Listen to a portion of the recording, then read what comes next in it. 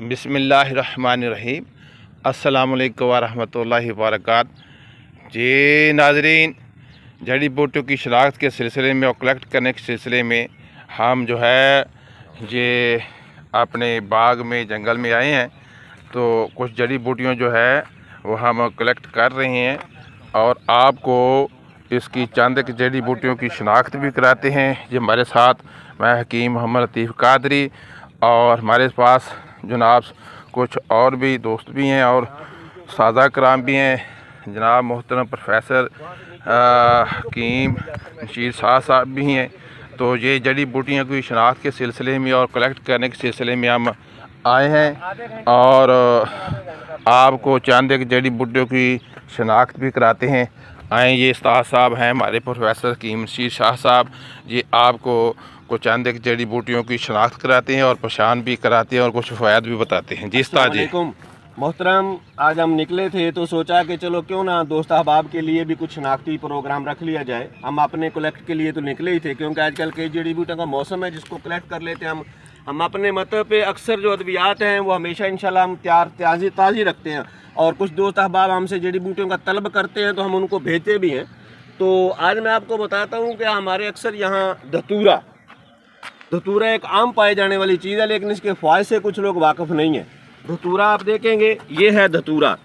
ये इसके पत्ते हैं, बिल्कुल एकदम लंबे लंबूतरे पत्ते हैं। ये इस तरह से लंबूतरा पत्ता होता है इसका। ये तो इसके जो फूल होता है, ये आप देखें फूल, इसका फूल सफ़ेद भी होता है, स्याह भी होता है और ज़रौनी कलर का भी होता है, जिसको जामनी कहते हैं, वो भी होता है। तो आप जिसको देख रहे हैं कि इसका फूल जो है ना, ये देखो बड़ा लंबा लगता है। इसके नीचे एक ये तना लगा हुआ है, इस तने के बाद इसका फूल है हारमोन की तरह, और बिल्कुल हारमोनी स्पीकर की तरह से है। जब ये फूल गिर जाएगा तो फिर इसके नीचे एक डोडा लगेगा।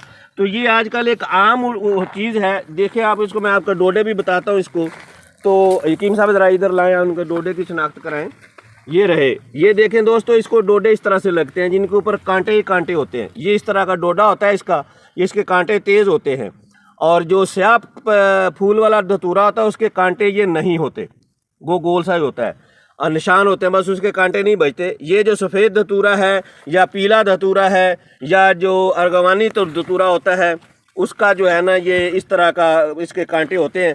तो ये है धतूरा, इसको सफ़ेद धतूरा बोलते हैं। एक बात मैं आपको बड़ी बताता चलूँ कि हमारे पंसार के जो दोस्त हैं ना, वो धतूरे के अंदर कसौंदी के बीज मिक्स कर देते हैं। पंसारी नहीं करता है, पीछे जो कलेक्ट करने वाले हैं वो करते हैं। तो उनकी शनाख्त नहीं हो पाती, इसलिए हम लोग कसौंदी के बीज और धतूरे में फ़र्क नहीं कर पाते। तो धतूरे की जगह उसके बीज अगर खिलाए जाएँ तो इनकी तासीर का बड़ा फ़र्क है। ये है धतूरा, सफ़ेद धतूरा इसको बोलते हैं। इसी तरह से इसका जो फूल आएगा, अगर पीला फूल आएगा तो पीला धतूरा कहलाएगा, काला फूल आएगा तो काला धतूरा कहलाएगा। अगर वो जामनी कलर का फूल आएगा तो उसमें भी सफ़ेद धतूरे में गिना जाता है, लेकिन उसका स्याही मैल जो है ना वो सिस्टम बन जाता है। ये है धतूरा। ये सर्द खुश्क तासीर रखता है। अक्सर ये नज़ला ज़ुकाम के लिए इस्तेमाल होता है, लेकिन इसकी अगर ज़्यादा मिकदार खा ली जाए तो फिर ये दिमाग को मौफ कर देता है, इसलिए इसकी मिकदार का बड़ा तयन रखना पड़ता है। ये धतूरा है, इसका हम एक नुस्खा बनाते हैं नज़ला ज़ुकाम के लिए और इसके साथ हम तिरयाक का इस्तेमाल करते हैं। बहरहाल ये है धतूरा, आप इसकी शनाख्त कर लें। इसके बीज जो होते हैं ये गुर्दे की तरह होते हैं और सर्द खुश्क तासीर रखता है ये।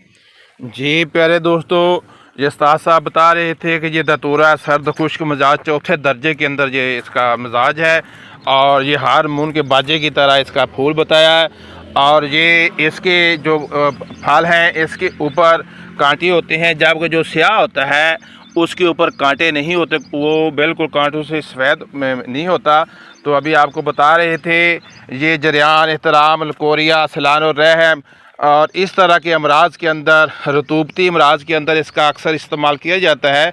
लेकिन ये सिमी ज़्यादा इस्तेमाल कर लेने से सिमी असरात रखता है, ऐसे उस्ताद बता रहे थे। इसको अपने मालज और तबीब के मशवरे से ही इस्तेमाल करना चाहिए। इस का नज़ला ज़ुकाम वगैरह के लिए एक ख़ास नुस्खा जो बनाते हैं साहब, उसके लिए है ये खसकास, जिसको कहते हैं खसकाश। तो उसका आप 100 ग्राम ले लें और ये इसके जो धतूरे के तुखम हैं ये आप जो है 30 ग्राम ले लें और इनको आपस में मिला लें। और मिक्स करके रख लें। ये आपको 250 मिली ग्राम का जो कैप्सूल आप दें, मुनासिब दरके से कावे से दें, लौंग दालचीनी की, या आप अपनी मर्ज़ी से भी मरीज़ को देखते हुए दे सकते हैं। यह रतूबती अमराज, नज़रा, ज़ुकाम, केरा वगैरह इस तरह के अमराज के लिए मुफीद है। जी प्यारे दोस्तों, दुआ में याद रखें, फिर दोबारा हाज़िर होंगे। तब तक लिए इजाज़त दीजिए। तो का ताला बंदा नजीर खातमुल हुकामा हकीम मोहम्मद लतीफ़ कादरी। अस्सलामु अलैकुम व रहमतुल्लाहि व बरकातहू।